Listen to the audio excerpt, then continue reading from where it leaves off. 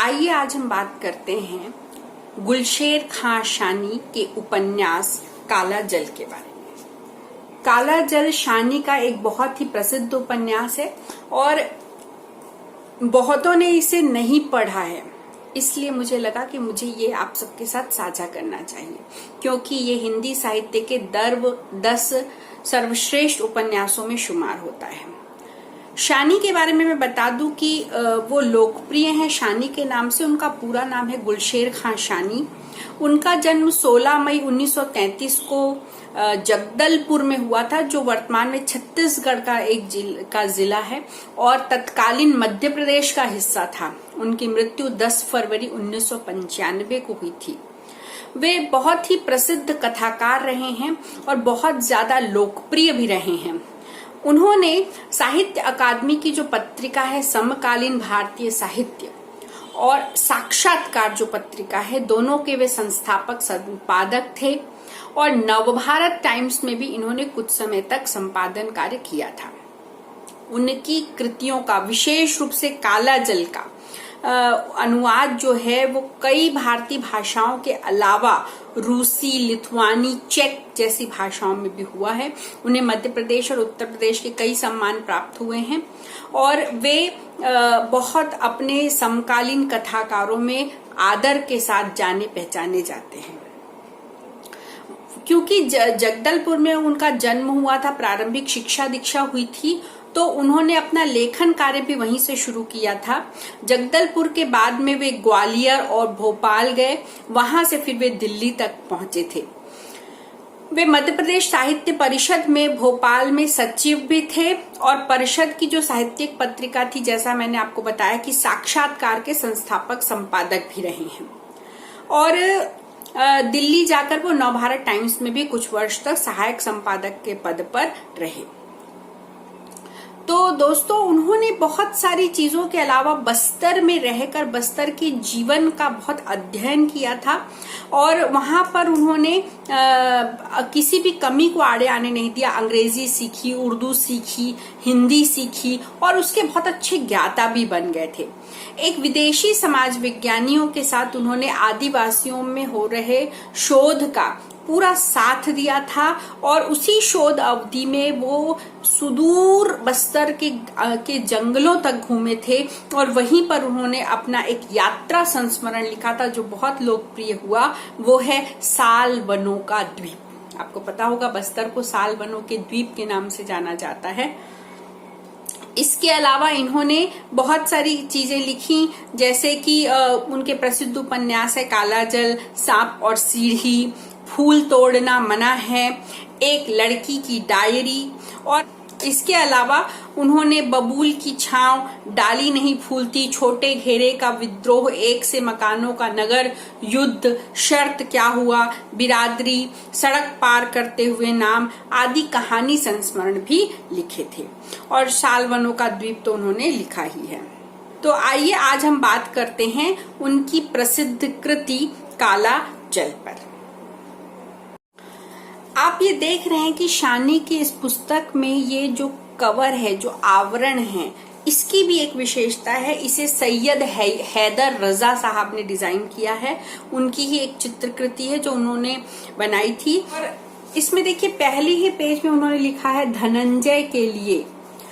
इसे शानी साहब ने प्रसिद्ध समालोचक आदरणीय धनंजय वर्मा जी को समर्पित किया हुआ है, क्योंकि इस पूरे उपन्यास की यात्रा के दौरान धनंजय वर्मा जी उनके सबसे बड़े सहयोगी रहे हैं, जिनसे निरंतर डिस्कशन करके, पात्रों के बारे में चर्चा करके और उन्होंने इसे लिखा है। इसी उस दिन रात का साथ था उस समय और धनंजय साहब स्वयं बताते हैं कि शानी की बातों में उस समय 2 साल 3 साल तक सिवाय इस उपन्यास की कोई और चर्चा नहीं होती थी। तो ये आप इसे धनंजय वर्मा जी को ही उन्होंने समर्पित किया है। शानी जी ने इसकी बहुत संक्षिप्त सी भूमिका लिखी और उस भूमिका में वे लिखते हैं कि मुझे इसके सिवा कुछ भी नहीं कहना है कि जिस जीवन की विडंबना या विभीषिका इसमें चित्रित है वो सयास, साग्रह या केवल वैशिष्ट के लिए नहीं है। बल्कि मेरी विवशता ही इसका एक कारण है। और किसी की निरुपायता या आंतरिक विवशता के लिए यदि आपके मन में थोड़ी सी भी संवेदना है तो मैं विश्वास दिला सकता हूं कि इसे पढ़ते हुए या पढ़कर आपको कोफ्त नहीं होगी। और मुझे अपनी ओर से यही कहना है कि मैंने इसे गंभीरता पूर्वक, पूरी निष्ठा, सच्चाई और ईमानदारी से लिखा है। और इसकी सृजन प्रक्रिया के बीच मेरी मन स्थिति उस प्रार्थनारत व्यक्ति की तरह रही है जो अत्यंत निश्चलता पूर्वक सजदे में पड़ा है और सबसे कटा हुआ है, एकाग्र है और तल्लीन है। इस भूमिका से पता चलता है कि कितने तल्लीनता से, कितना डूब कर उन्होंने इस उपन्यास को लिखा है। इस उपन्यास का जो प्रस्तावना है वो काले जल में खोया एक स्वप्न द्वीप शांग्रीला, ये बहुत सुंदर प्रस्तावना है जिसपे मैं बाद में अभी चर्चा करूंगी। पहले मैं इस उपन्यास को संक्षिप्त में आपको बताऊं ताकि ये जो प्रस्तावना में जो बिंदु हैं वो हम अच्छे से समझ पाए। ये प्रस्तावना राजेंद्र यादव जी ने लिखी है और लगभग ये 5 पेज की प्रस्तावना है। बहुत ही विस्तार पूर्वक इस पर उन्होंने लिखा है। तो चलिए संक्षिप्त में मैं आपको इसकी कथा बताती हूँ। कभी कभी किसी लेखक की एक ही रचना, एक ही कृति उसे अमर करने के लिए काफी होती है और काला जल ऐसी ही एक कृति है। मैंने बताया कि वो हिंदी के सर्वश्रेष्ठ 10 उपन्यासों में शुमार होती है और ये समय से परे की कृति है। आप देखिए कि इस कृति में उन्होंने एक तत्कालीन मुसलमान जो समाज है उसका चित्रण किया है और बहुत बारीकी से उसका चित्रण किया है। लेकिन वो चित्रण आज इतने वर्षों बाद भी हमें वैसी स्थिति दिखाई पड़ जाती है। काला जल उपन्यास जो है वास्तव में इसका जो नायक है बब्बन, वही इस काला जल उपन्यास का कथाकार भी है, सूत्रधार भी है।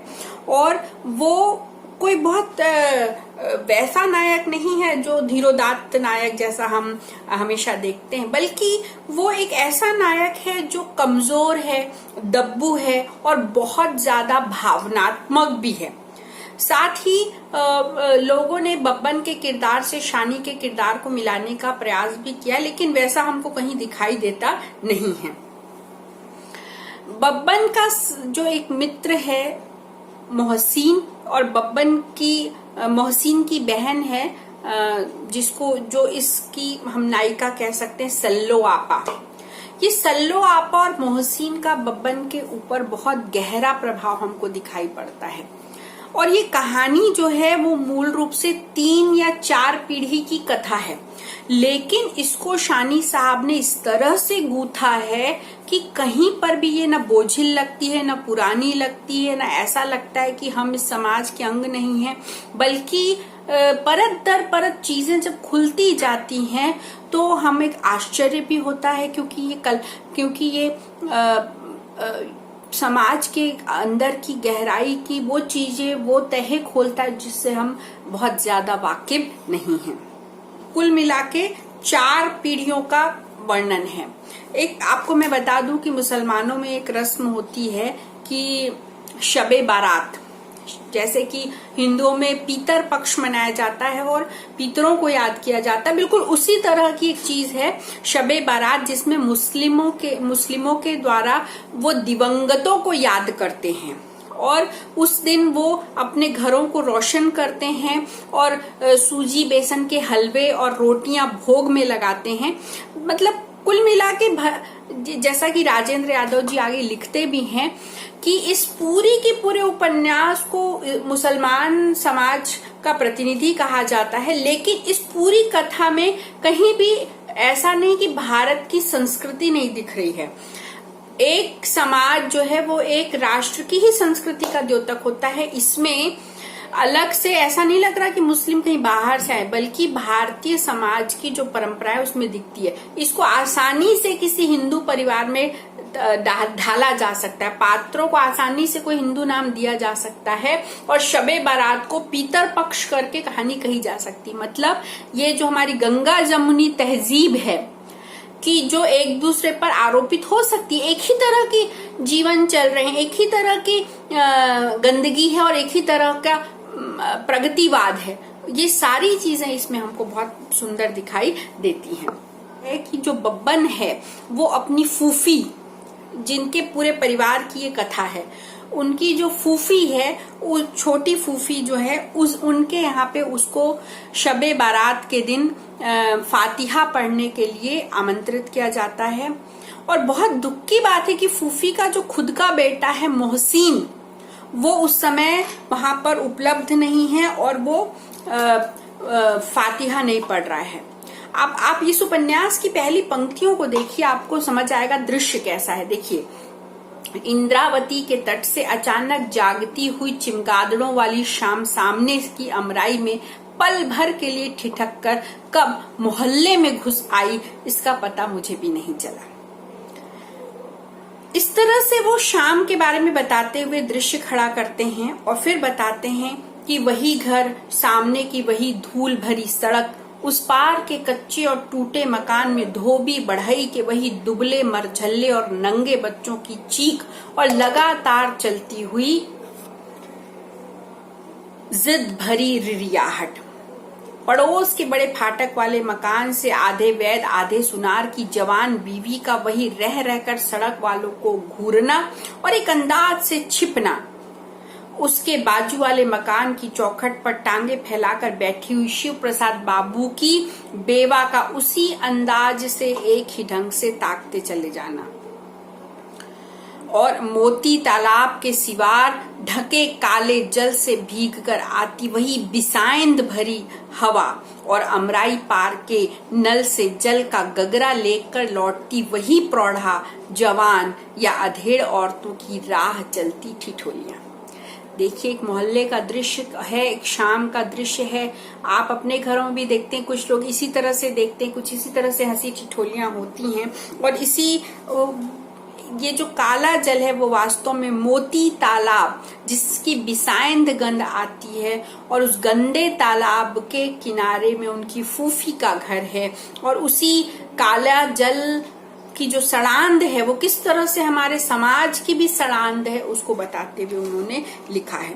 पहले ही शुरू के जो 2 पेज हैं, जो अभी बताया उन्होंने, कि जो सुनार और उसकी पत्नी है, उन दोनों के आपस में झगड़े होते हैं। सुनार अपनी पत्नी पर संदेह करता है कि वो राह चलते लड़कों को देखती रहती है, लड़के उसे ताड़ते हैं और उस पर छीटाकसी करते हैं। और इसी बात पे दोनों का झगड़ा होता है और इतना झगड़ा होता है कि जो सुनार है वो अपनी पत्नी को बहुत ज्यादा मारता है और मारने के बाद में उसके साथ इतना बुरा व्यवहार करता है कि आस पड़ोस वाले कूद कर उसके घर पहुंच जाते हैं और बीच बचाव करते हैं। इस तरह से कथा शुरुआत होती है कि शुरुआत में ही पता चलता है कि समाज में किस तरह का भेदभाव और किस तरह की अनैतिकता का माहौल है।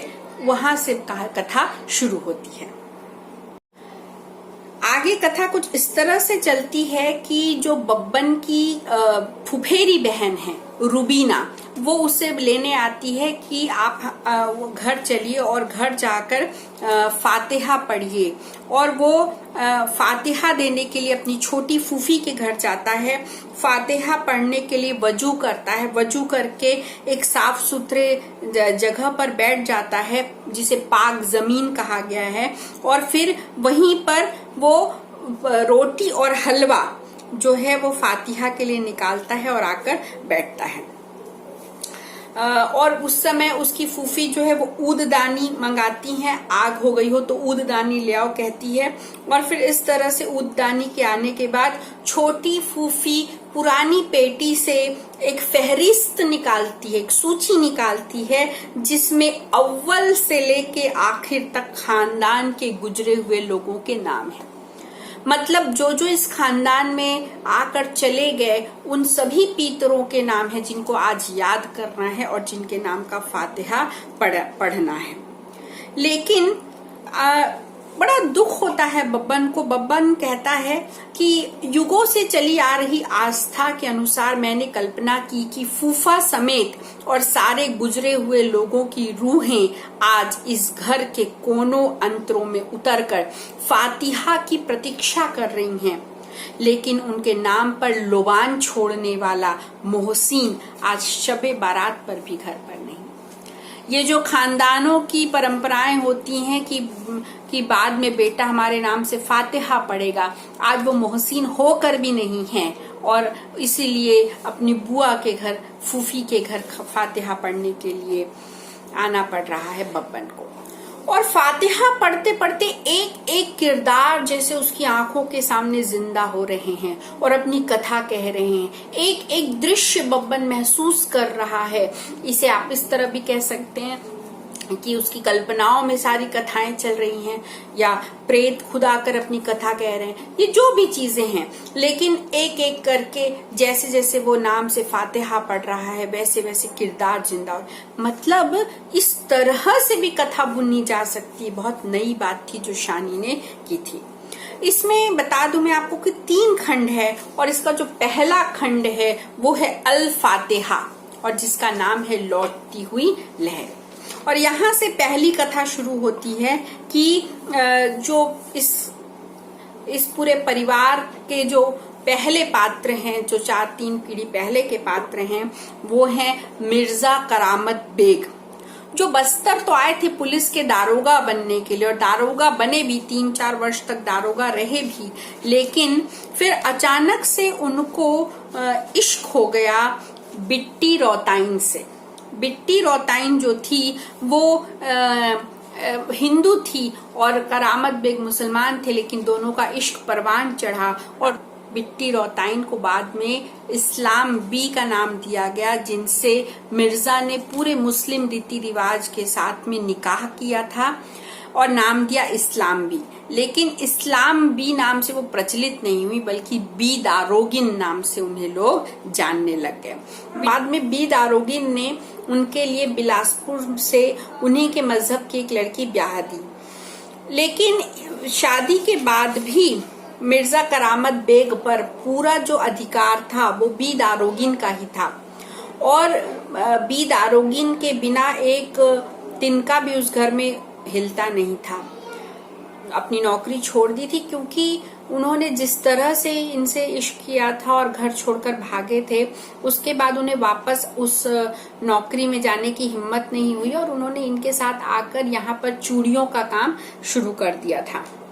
एक बच्चा उनका हुआ था, उस बच्चे का नाम उन्होंने रखा था रोशन बेग और यही जो रोशन बेग है वो बब्बन के फूफा हुए। एक दिन अचानक से जब बी दारोगिन ने उन पर हाथ उठाया तो दरोगा साहब बहुत नाराज हुए और उन्होंने पहली बार अपनी नई दुल्हन को देखा और उन्हें समझ में आया कि उनकी नई दुल्हन को कितना प्रताड़ित किया जा रहा। उसके जेवर भी बी दारोगिन ने रख लिए थे और इस तरह से उनके मन में इस नई दुल्हन के लिए प्रेम जागा। लेकिन इतना कल्लह मचाया बी दारोगिन ने कि वो बहुत दुखी हुए। पहले उनके साथ चूड़ी के काम में उनकी पत्नी जाती थी बी दारोगिन, लेकिन अब उसने जाना छोड़ दिया। नई दुल्हन को वो लेके नहीं जाते थे और अकेले काम करते करते वो उनको अच्छे से खाना पानी भी नहीं देती थी बी दारोगिन। वो इतने परेशान हो गए कि उनकी तबीयत खराब रहने लगी। जब एक बार उन्होंने अपनी नई पत्नी को देखा तो उसके बारे में संवाद देखिए कितना सुंदर है कि वो एक टक अपनी नव विवाहिता पत्नी को देखते रहे। उनको लगा कि पहली बार वो इसे गौर से देख रहे हैं।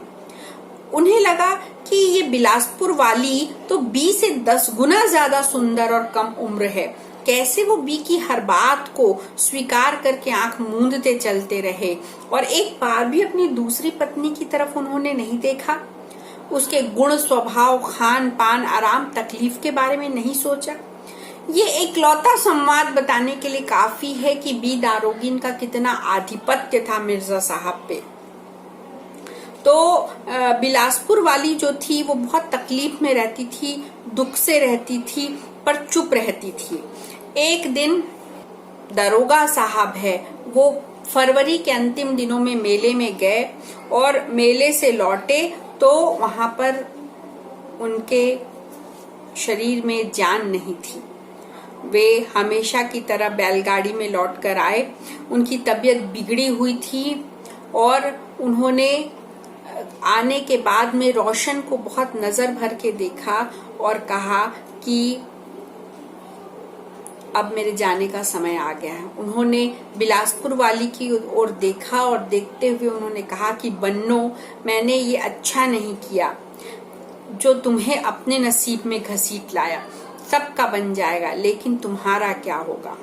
और बिलासपुर वाली की आंखों से आंसू बह गए और फिर इस तरह से मिर्जा कयामत बेग चले गए और उनके नाम का फातिहा पढ़ते पढ़ते, आयत को खत्म करते करते बब्बन जो है उन्होंने दुआ की और कहा कि परवरदिगार इस फातिहा का सबाब मिर्जा करामत बेग की रूह को भेजो।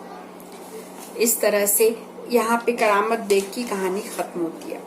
करामत बेग ने जो बिलासपुर वाली से शादी की थी, उस बिलासपुर वाली को फिर बी दारोगिन ने ज्यादा दिन अपने घर टिकने नहीं दिया। वह भी जानती थी कि यहाँ पर अब मेरी गुजर नहीं, तो उसने जाते वक्त अपने जेवर मांगे, लेकिन बी दारोगिन ने उससे जेवर नहीं दिया और उन्होंने सब कुछ छोड़कर आखिर में वो 13वीं के बाद अपने मायके चली गई और दोबारा लौटकर नहीं आई।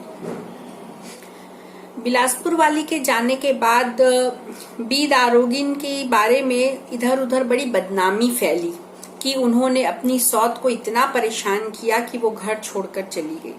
उससे दिन रात जानवरों की तरह काम लेती थी, 24 घंटे फटकारती थी, उसे खाने पीने तक को ठीक से नहीं देती थी। लेकिन बी दारोगिन को इन सब बदनामियों से कुछ ज्यादा फर्क पड़ा नहीं। बी दारोगिन अकेले अपने बेटे रोशन के साथ रह रही थीं, लेकिन तभी उनके जिंदगी में एक शख्स आए जिनका नाम था रज्जू मियाँ। रज्जू मियाँ तो कहते हैं वैसे कि बिहार से आए थे यहाँ पर, लेकिन बिहार से आकर वो बस्तर की रियासत में घुड़सवार थे और पहले पहले तो इधर उधर अपने रिश्तेदारों के घर पड़े रहते थे, लेकिन बाद में जब उन्होंने बी दारोगिन के घर आना जाना शुरू किया तो फिर वो अपने किसी रिश्तेदार के घर और ना ही बिहार वापस लौटकर गए। बी दारोगिन से जब सबसे पहले रज्जू मियाँ मिलने आए तो पहले तो केवल कभी कभी मिलने आते थे, फिर उन्होंने किराए का घर छोड़कर इनके घर किराए में घर ले लिया। पहले दोनों का चूल्हा अलग अलग था, अलग बनाते खाते थे, लेकिन फिर धीरे से सब कुछ भूलकर और सारी बदनामियों को दरकिनार करके दोनों ने एक दिन निकाह कर लिया। पहले रज्जू मियाँ का जो भी लिबास रहा हो, लेकिन बाद में जब मैंने उन्हें देखा तो वो शलूका और घुटनों तक धोती पहनते थे। घर बाहर उनके पहनावे में कभी भी अंतर नहीं होता था, बहुत कम अंतर होता था, जैसे कि मसलन ईद बकरीद पर या फिर तब जब उन्हें माल असबाब लाने के लिए रायपुर जाना पड़े। उस समय भी जो रायपुर जो अभी छत्तीसगढ़ की राजधानी, उस समय भी बाजार एक बड़ा बाजार हुआ करता था। ऐसे मौके पर उनके शरीर पर शलूका के बदले कमीज और अचकन आ जाती थी। धोती की एवज में पतली मोहरी का अलीगढ़ पैजामा चढ़ता था, संतरई रंग का साफा बंधता था और आंखों में सूरमे की गाढ़ी लकीरें खींचती थी। इस तरीके से जो रज्जू मियाँ थे बड़े दिलफेक आदमी थे, जिन्होंने देखा कि बी दारोगिन का आगे पीछे कोई नहीं है, उसका चूड़ी का बढ़िया कारोबार है, तो उन्होंने पहले तो कहा कि मैं तुम्हारे साथ चूड़ी का कारोबार करूंगा। फिर कारोबार करते करते उन्होंने उसके साथ निकाह भी कर लिया और उसके बेटे रोशन को भी अपना लिया और इस तरह से उन्होंने एक नई गृहस्थी की शुरुआत की। रोशन जो था वो अपने नए पिताजी को, जिन्हें पहले वो चचा कहा करता था, कुछ ज्यादा खुश नहीं था और विवाह के बाद भी वो उसे चचा ही कहा करता था। धीरे धीरे उसे देखा गया कि वो बहुत खुश नहीं रहता है, चुप चुप रहता है, तो दोनों ने तय किया कि उसे हॉस्टल भेज दिया जाए और फिर रोशन बेग को हॉस्टल भेज दिया गया। ये दोनों व्यापार करते थे तो ज्यादा समय भी नहीं दे पाते थे। डिसाइड किया गया कि रोशन अब बड़ा हो गया और रोशन की एक शादी कर दी जाए और फिर धीरे से एक अच्छे परिवार की लड़की जो थी उनके साथ में एक अमीर की बेटी थी और उन रोशन की दुल्हन बनाकर उसे इस घर में लाया गया। और वही इस कहानी के जो सूत्रधार है उनकी फूफी हैं और रोशन फूफा हुए। ये दूसरी जो कथा है वो यहाँ तक चलती है। रोशन बेग जैसा कि मैंने बताया थोड़े पढ़े लिखे थे, तो थोड़ा प्रगतिवादी सोच के थे और इसलिए जब उनके विवाह में बहुत सारी रस्में हुई तो वो बहुत चिढ़ गए और उन्होंने कहा कि अजीब, अहमक और जाहिल लोग हैं और चचा के साथ साथ अम्मा का भी दिमाग फिर गया है। शादी क्या हो रही है, बेवकूफ बने जा रहे हैं, जिसकी मर्जी में जो आता है वही करता है। कहीं मेहंदी बारात निकाल रहे हैं तो कहीं फूल छड़ी मारी जा रही, कहीं चावल से पीटा जा रहा है, तमाशा है।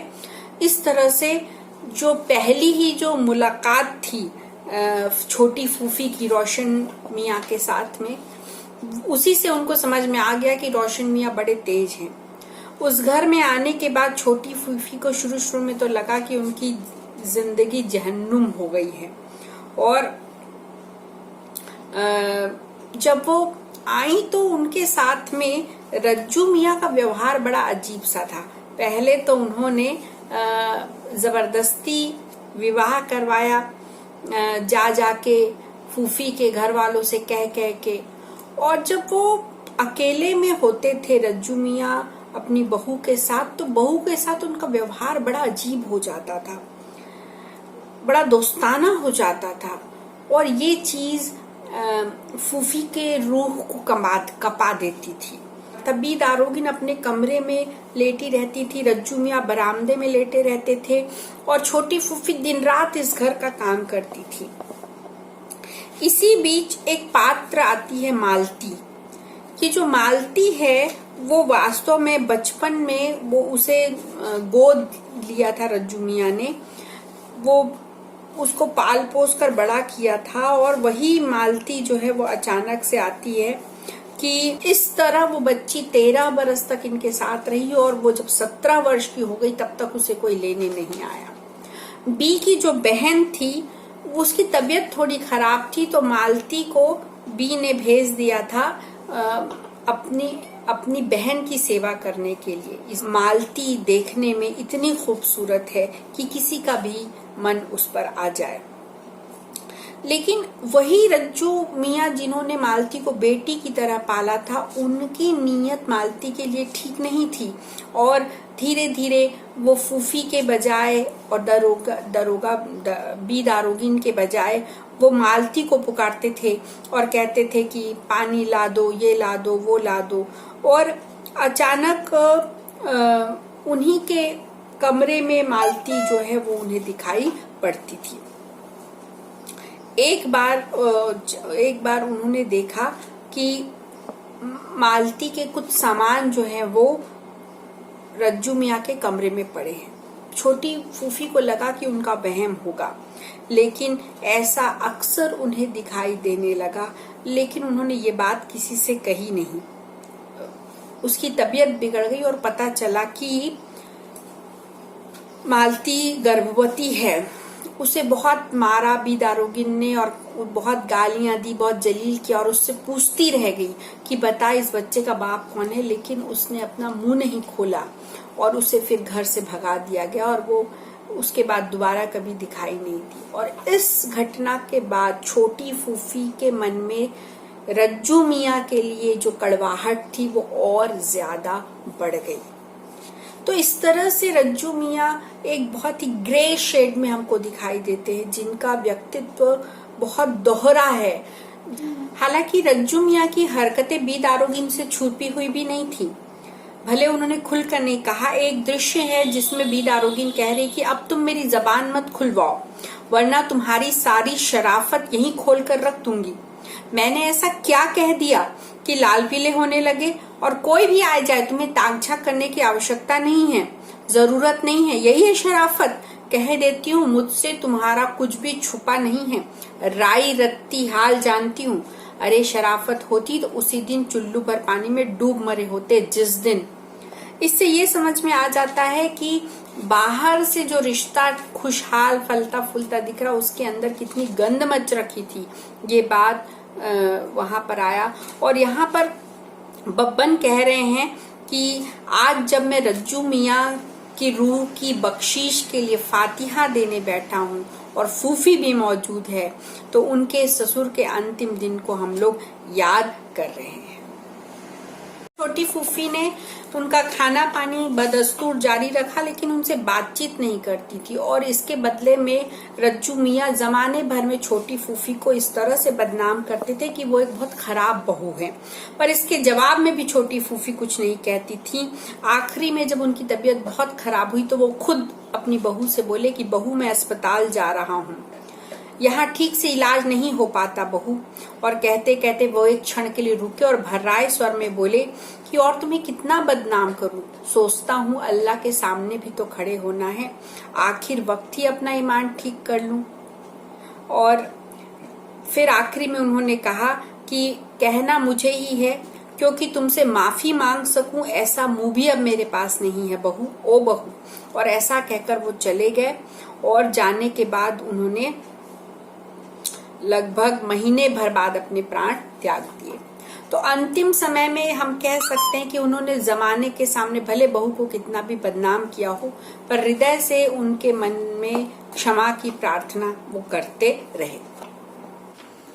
और इस तरह से उनके नाम का फातिहा पढ़ते हुए बब्बन कहते हैं कि मैंने सहम कर देखा कि रज्जू मियाँ के नाम की फातिहा हो गई है और रोटियां पड़ी सूख रही हैं, लेकिन मैं कहीं बहक गया हूँ। और इस तरह से इस उपन्यास का जो पहला खंड है वो समाप्त होता है और दूसरा खंड शुरू होता है, जिसका शीर्षक इन्होंने दिया है भटकाओ, और उसे लिखा है दिशाएं चूमती श्रोतस्विनी।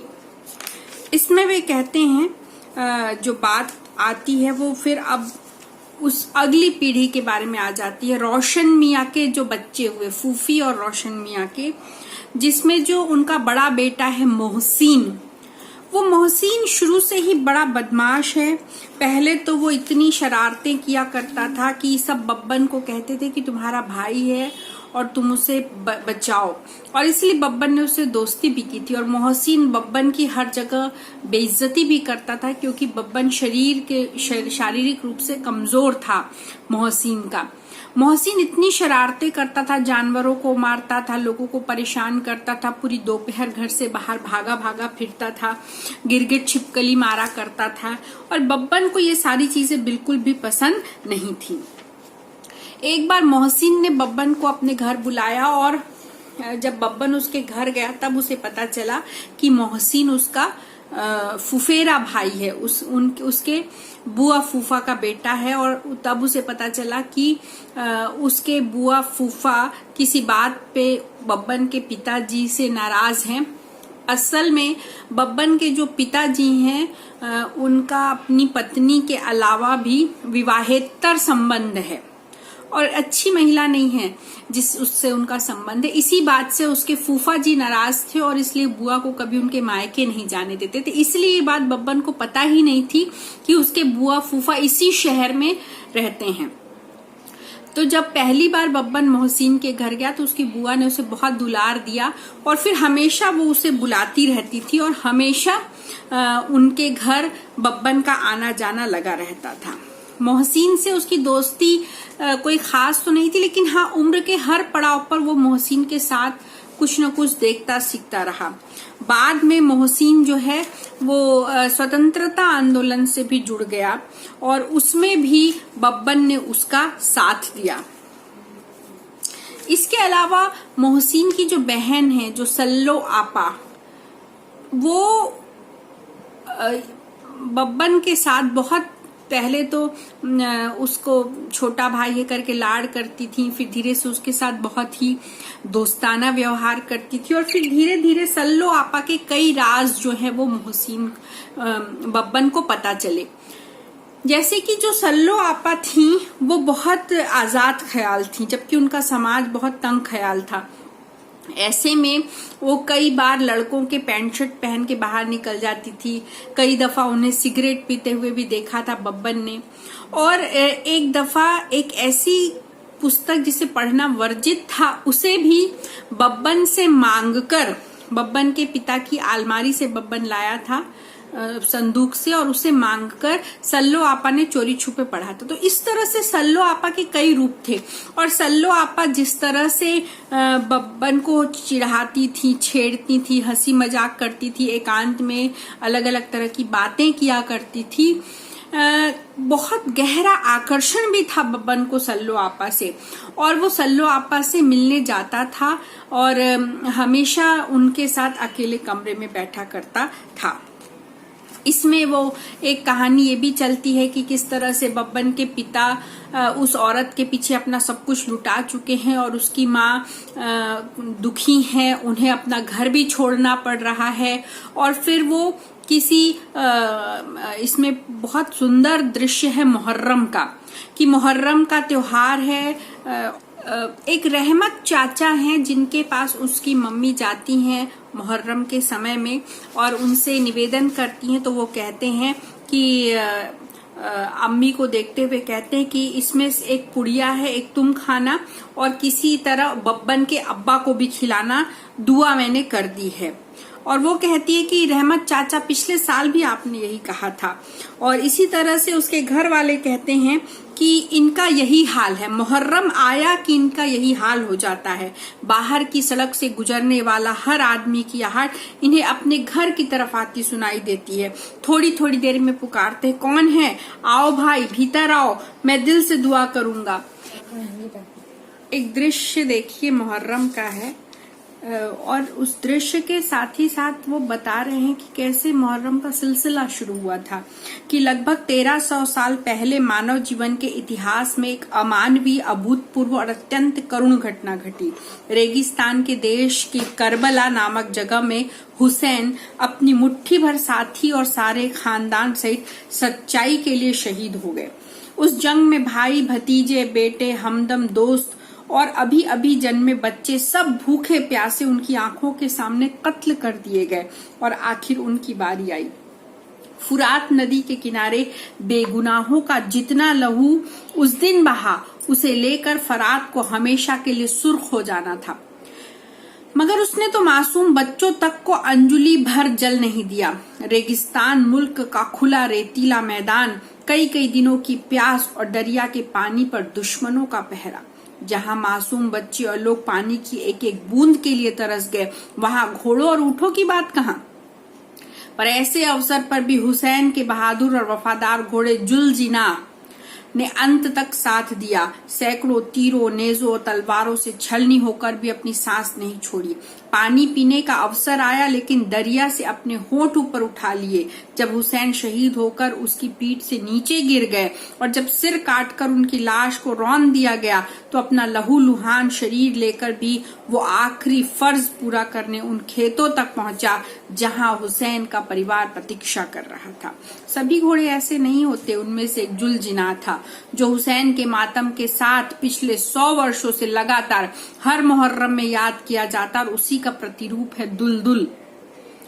और इस तरह से वो इतिहास बताते हैं कि कैसे मुहर्रम शुरू हुआ। और फिर आज का दृश्य खींचते हैं कि जुलूस गली में आते ही तमाशबीनों की भीड़ में हल्की सी खलबली मची। होटल की बेंचों पर बैठकर गप लगाते, सस्ती चाय पीते और निरंतर आम के पेड़ की ओर ताकते युवक बाहर निकल आए। औरतें अपने बच्चों को जगाकर खड़ी हो गईं। दरवाजे के पल्लों की आड़ में कई कई साड़ियों की पटलियां उभरी और दुपट्टे के छोर लहराए। खिड़की के सीखचों के पीछे वाले धुंधलाए चेहरे स्पष्ट हो आए और छज्जे की दीवार पर बहुत सी कोहनियां टिक गईं। हुसैन सारी जिंदगी में दर्द बन के छा गया, जमाना महबे ख्वाब था, जमाने को जगा गया हुसैन सारी। इस तरह के मरसिये के साथ जुलूस जैसे जैसे आगे बढ़ रहा था, रोशनी सरकती आ रही थी और उसके साथ आ रही थी अनगिनत पैरों, कंठों और बोलियों के साथ धप धप की आवाज। लोग मातम कर रहे थे। देखा मरसिया पढ़ने वाले के पीछे पीछे मातम करने और छातियां पीटने वाले 25-30 लोगों का एक समूह घेरा बनकर आ रहा है। सबके शरीर पर काली कमीजें हैं, बाल बेतरतीब हैं, आंखें डबडबाई हैं और होठों पर हाय हुसैन की आह। कदम कदम पर जुलूस रुकता है। मरसिया वाले कोई दर्दीला टुकड़ा उठाते और मातम वाले घेरा बनाकर शेर के हर शब्द और लयतान के साथ समवेत रूप से अपनी छातियां दोनों हाथों से कूटते हैं। धीरे धीरे कर कर ये मातम पुरसी अपने अंतिम बिंदु तक पहुंचती है और तब तक नहीं रुकती जब तक मरसिया वाले अपने स्वर को धीमा करके आगे न बढ़ जाएं। इस तरह से वो इस दृश्य को खींच रहे हैं और मरसिया वालों ने एक अंतरा उठाया। देखिए क्या बढ़िया है कि नफस नफस कदम कदम गुलो गया है सरबखम, कली का घुट रहा है दम, सच मचा है हर तरफ उधम, हयात का खुला भरम, जमी को गम फलक को गम, ये किसका सर हुआ कलम, गजब गजब सितम सितम। और हुसैन सारी जिंदगी में दर्द बन के छा गया। सच में ऐसा मातम देखने को नहीं मिलता। कमीजें उतार दी गई, सबके बदन नंगे हैं, हाथ 1.5 हाथ लंबी जंजीर जिसमें 4-4 अंगुल के फासले पर छोटी छोटी छुरियां हैं, दोनों हाथे से लोग उठाकर अंधाधुंध पीठ पर और सीने पर पटकते हैं और लहू लुहान बदन से पसीना है कि गेरुआ रंग लिए नितरता चला जाता है। मातम थमने के बाद थकी टूटी और उदासी सी आवाज अलग अलग कंठों से निकलती है, हुसैन हुसैन। इस तरह से वो लोग जो है उस दृश्य को याद करते हैं, हुसैन को याद करते हैं और मरसिया पढ़ते हैं और शोक से दुख से मातम मनाते हुए आगे बढ़ते जाते हैं। मातम के साथ साथ जो ताजिया निकल रहा है उसके सामने मनौती मनाने वाली औरतों की बड़ी भीड़ है। बारी बारी से सब आ रही हैं। ढकी हुई एक रकाबी सामने रखी और उदास आंखों से उसकी अम्मी भी ताकते हुए बैठी हुई हैं। इस तरह मुहर्रम का दृश्य, मतलब इस पूरे उपन्यास में आप देखिएगा कि इस जो मुस्लिम संप्रदाय है उनके जो घर हैं, उनका जो संस्कृति है, उनकी जो धार्मिक 30 त्योहार जैसे फातिहा पढ़ना है, मुहर्रम है, या जैसे राहत चाचा के पास जाकर जो मनौती मांगना है, इस तरह से बहुत छोटी छोटी चीजों को इतना सुंदर दृश्य के रूप में चित्रित किया है शानी ने कि इस उपन्यास को तो अमर होना ही था। वहीं पर देखता है बब्बन की जो सल्लो आपा हैं वो किसी लड़के से बात कर रही हैं और उस लड़के के साथ सल्लो आपा का दोस्ती से ज्यादा कुछ संबंध है और इस तरह से फिर सल्लो आपा उसके लिए एक बहुत ही रहस्यमय किरदार बन जाती हैं, लेकिन वो उनका प्यार और उनके साथ जो उन्हें अपनापन है वो उसे कभी भी भुला नहीं पाता। और एक बड़ा सा जो कथाक्रम है, कथानक है, वो पीसी नायडू का है। पीसी नायडू जो है वो स्वतंत्रता आंदोलन में गांधीवादी चिंतक हैं और अपना सर्वस्व उन्होंने स्वतंत्रता आंदोलन में झोंक दिया है। उसके लिए वो एक बहुत बड़ी कथा उत्सव भी करवाते हैं, लेकिन सब में नायडू का शरीर जाता है, उनके पैसे जाते हैं, उनका बिजनेस चला जाता है, लेकिन फिर भी वो देखते हैं कि लोगों ने केवल आनंद उठाया लेकिन उससे कोई सीख नहीं ली और इसलिए वो बहुत दुखी हो जाते हैं नायडू। और वाणी विलास जिनको वो बुलाते हैं कथा कहने के लिए, उनके कथा का कोई प्रभाव उन्हें दिखता नहीं और अंततः वो बहुत दुखी हो जाते कि उन्होंने जो जन जागरूकता के लिए स्वतंत्रता आंदोलन का बिगुल फूकने के लिए ये आयोजन किया था वो पूरा का पूरा व्यर्थ जाता है। नायडू पूरे रोड पर आ जाते हैं, उनका स्वास्थ्य बिगड़ जाता है और धीरे धीरे पीसी नायडू का देहांत भी हो जाता है। और पीसी नायडू के साथ इस आंदोलन में मोहसिन कंधे से कंधा मिलाकर चल रहा है।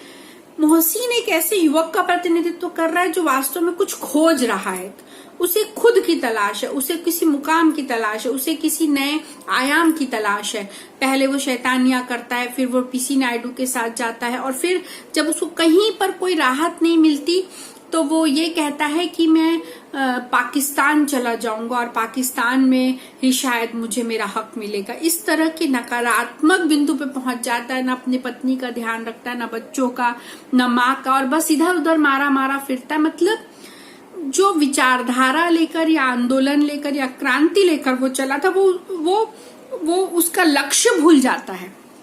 इस तरह से इसको बताया गया है। सल्लो आपा का अंत बड़ा मार्मिक दिखाया गया है कि सल्लो आपा के मौत के बारे में बब्बन को कभी कुछ ठीक ठाक पता नहीं चलता, और बब्बन एक बार बात सुनता है कि उसको पता नहीं बुखार था या सर्दी था या क्या था, लेकिन लोग कहते हैं कि रात भर लड़की चिल्लाती रही, रोती रही, चीखती रही और कहती रही डॉक्टर को बुलाओ नहीं तो मैं मर जाऊंगी, पर किसी ने ध्यान नहीं दिया। और जब डॉक्टर को सुबह बुलाया गया तो उसने कहा कि डॉक्टर ने कुछ खास बताया नहीं, लोगों को अभी तक लगता है कि दाल में कुछ काला है। लोग कहते हैं कि आंखों से तो नहीं देखा, लेकिन जो देखा है जिन्होंने वो कहते हैं कि उसकी उल्टियों में लड़की की अतड़ियां कट कट कर गिर रही थी।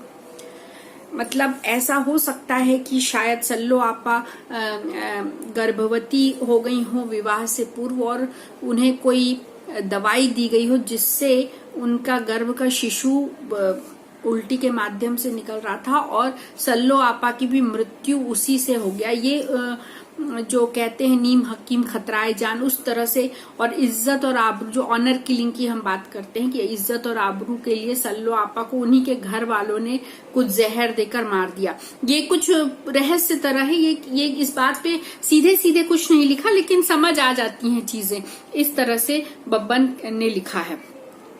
कुल मिलाकर फातिहा पूरा होता है और वो पूछता है कि फूफी कोई छूटा तो नहीं है। फूफी आखिरी में कहती हैं कि एक और ले लो, और एक रोटी सरकाती हैं और कहती हैं ये आए गए और भूले भटकों के लिए, मतलब कोई छूट गया हो उसके लिए। और इस उपन्यास का जो अंत है वो देखिए कि मुझे फूफी के यहाँ की फातिहा ने बेतरह थका दिया था।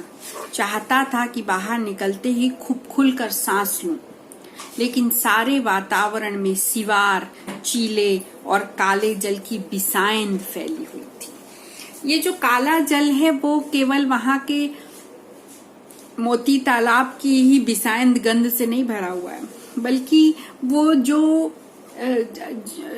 उसने जो परिवार में देखा है कि किस तरह से मिर्जा करामत बेग से जो परंपरा शुरू होती है धोखा देने की, झूठ बोलने की, परिवार में इज्जत के नाम पे सही गलत करने की, और फिर जिस तरीके से बी दारोगिन गलत करती हैं बिलासपुर वाली के साथ, और मालती के साथ सबसे जिसे बेटी की तरह पाला उसी के साथ इतना बुरा करते हैं रज्जू मियां, और बी दारोगिन चुप रह जाती है, फूफी चुप रह जाती है।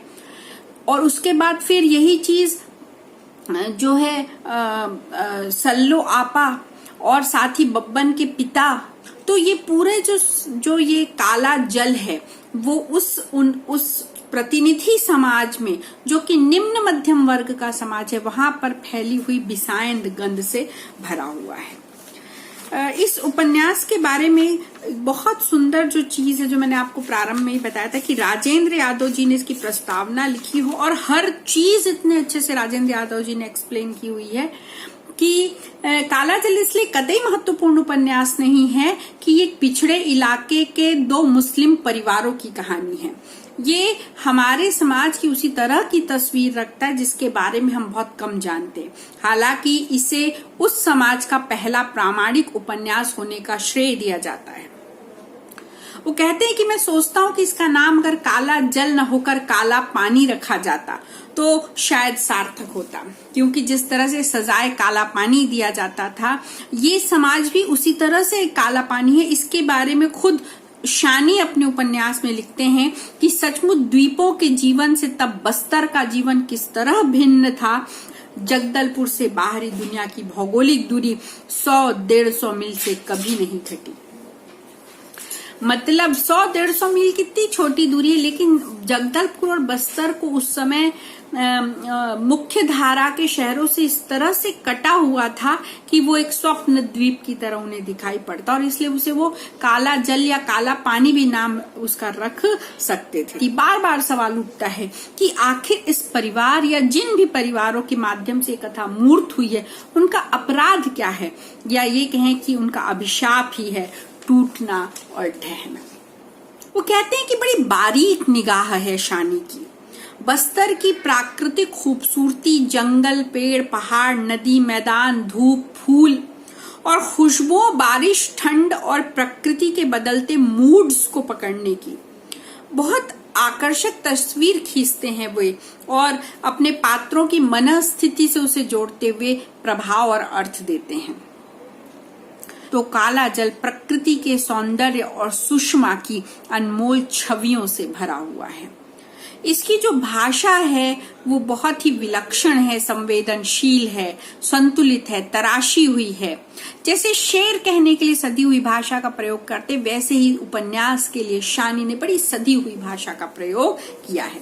और इसमें बड़े अंतर विरोध भी हैं, रूढ़ियां हैं, अंधविश्वास है, मर्यादाएं हैं, और बार बार अपने ही हाथों से अपने भाग्य को कोसकर और अपने ही कर्म से अपने भाग्य को ये लोग मतलब जिस तरीके से अपने ही भाग्य को नकारात्मक तरीके से लेके जा रहे हैं, वो इस उपन्यास में हमको दिखाई पड़ता है। इसमें जो सबसे शक्तिशाली पात्र है वो है मोहसिन और सल्लो आपा। क्यों? क्योंकि दोनों अपने अपने लीक से हटकर अलग अलग अपनी खोज कर रहे हैं और भटकाव है, लेकिन अंत में दोनों को रास्ता नहीं मिलता, मंजिल नहीं मिलती। सल्लो आपा मार दी जाती है और मोहसिन जो है वो खुद भटक सा जाता है, और अब वो उसके पास एक ही रास्ता बचा है, पाकिस्तान, जहां वो जाएगा और अपने समस्याओं का हल पाएगा, जो कि मुमकिन ही नहीं है। ये मुस्लिम समाज की कथा है और प्रतिनिधित्व कर रहा है, लेकिन ये मूल रूप से भारतीय समाज के निम्न मध्यम वर्ग की जो अज्ञानता है, अंधविश्वास है, उसको भी ये बहुत सुंदर तरीके से, प्रतीकात्मक तरीके से हम व्यक्त कर पा रहा है।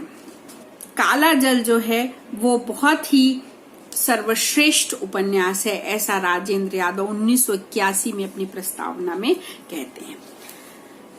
तो ये जो उपन्यास है, आपने देखा कि काला जल शानी का एक प्रतिनिधि उपन्यास है और इतना लोकप्रिय उपन्यास है। यदि कहीं से भी आपको मिले तो अवश्य पढ़िए, अन्यथा इस वीडियो से आपको काफी कुछ क्लू मिल जाएगा। यदि आपके कोई प्रश्न है तो आप चैट बॉक्स में डालिए, मैं प्रयत्न करूंगी कि उपन्यास से संबंधित आपके प्रश्नों का उत्तर देने की। आपने देखा, इसके प्रमुख पात्र देखे, भाषा देखी, देशकाल वातावरण देख लिए, तो ये एक अभी तक जो हम उपन्यास पढ़ते रहे उससे बड़ा हटके उपन्यास है।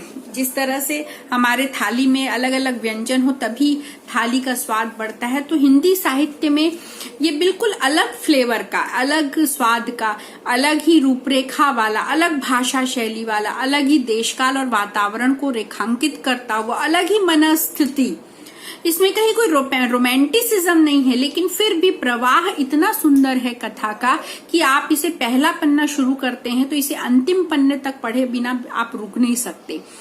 मनोविश्लेषण चल रहा है, साथ ही प्राकृतिक चित्रण चल रहा है, साथ ही धार्मिक रीति रिवाज चल रहे हैं, लोगों के अंतर्द्वंद्व चल रहे हैं, लोग किस तरह से हताश हैं, निराश हैं, परवश हैं, किस तरह से नहीं मानना चाहते फिर भी उन्हीं रूढ़ियों में बंधे हैं और मानते चले जा रहे हैं, किस तरह से एक अच्छा खासा परिवार एक गंदगी में, एक दलदल में धंसता जा रहा और बड़ा दुखांत तरीके से उनका अंत है, फिर भी एक आशा की किरण है बब्बन के रूप में जो हमको दिखाई देती है। तो अगर आपको ये वीडियो पसंद आया है तो इसे जरूर शेयर करिए और लाइक कीजिए और अपने कमेंट्स देकर मुझे अवगत कराइए। और साथ ही मैं जानना चाहूंगी कि अगला वीडियो आप किस विषय पर देखना पसंद करेंगे। आप अपने जो पसंदीदा विषय हैं जिन पर आप वीडियो देखना पसंद करेंगे उन्हें कृपया करके कमेंट बॉक्स में दें। मैं पूरी कोशिश करूंगी कि उन्हीं विषयों पर वीडियो बनाऊं, और इस वीडियो को ज्यादा से ज्यादा शेयर करिए। धन्यवाद, नमस्कार।